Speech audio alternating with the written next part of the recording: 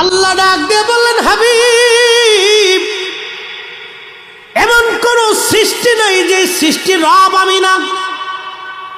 ও হুজুর, আপনার উম্মত আপনার ইজ্জতের চাদর ধরে টানবে, আপনার কিছু উম্মত হবে আপনার শান ও আজমতকে খাটো করবে। আমি আল্লাহ আপনাকে একটা মর্যাদা দিলাম, ওয়ামা আরসালনাকা ইল্লা রাহমাতাল লিল আলামিন। আল্লাহ ডাক দেখা, হাবিব, আমি আল্লাহ আসমানের রব, আপনি নবী আসমানের রহমত। আমি আল্লাহ জমিনের রব, আপনি নবী জমিনের রহমত। আমি আল্লাহ রহিমের রব, আপনি নবী রহিমের রহমত। আমি আল্লাহ বরজখের রব, আপনি নবী বরজখের রহমত। আমি আল্লাহ মেহশরের রব, আপনি নবী মেহশরের রহমত।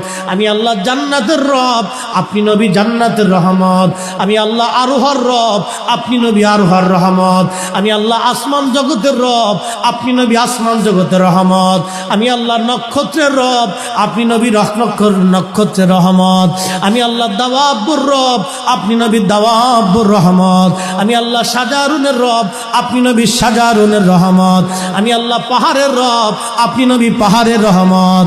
আমি আল্লাহ সৃষ্টির রব, আপনি নবী সৃষ্টির রহমত। আমি আল্লাহ কুল মাখলুকের রব, আপনি নবী কুল মাখলুকের রহমত।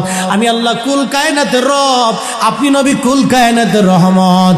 রহমত ছাড়া আল্লাহ সৃষ্টি চলে না, নবী ছাড়া সৃষ্টি চলবে না। নবী নাই, সৃষ্টি নাই, নবী যেখানে আমরা আছি সেখানে। এই জন্য নবীর ইজ্জতকে যারা ছোট করে দেখে ওরাই হলো অরিজিনাল বেদাতি। কথা বলেন ঠিক কিনা?